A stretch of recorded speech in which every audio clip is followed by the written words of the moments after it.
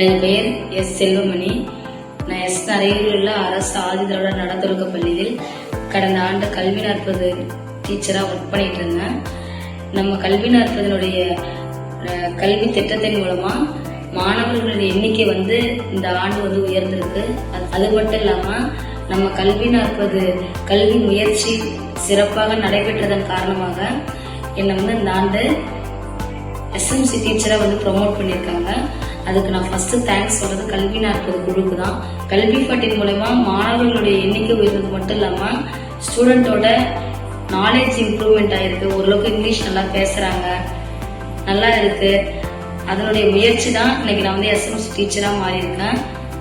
அது மட்டும் இல்லாம எனக்கு கல்வி நாற்பது குழுல ரேவதி மேம், சரஸ்வதி மேம் நிறைய மோட்டிவேட்டா பேசியிருக்காங்க. அது மட்டும் இல்லாம சரஸ்வதி மேம் மாணவர்கள்ட்ட எப்படி நடந்துக்கணும் அப்படின்னு நிறைய சொல்லியிருக்காங்க. அது எனக்கு ரொம்ப பிடிச்சது என்னன்னா, குழந்தைங்க படிக்கலன்னா அவங்களுக்கு டீமோட்டிவேட் பண்ணாதீங்க, உன்னால முடியாது அப்படின்னு எது சொல்லாதீங்கன்னு சொன்னது எனக்கு ரொம்ப பிடிச்சிருக்கு.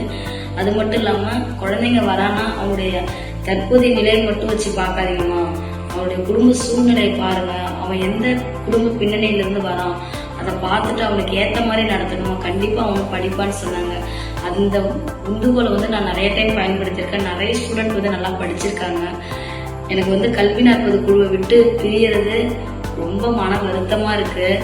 ஆனா என்னைக்கு நான் கல்வி நாற்பது குழுவில் இருக்கிற யாரையுமே நான் மறக்க மாட்டேன்.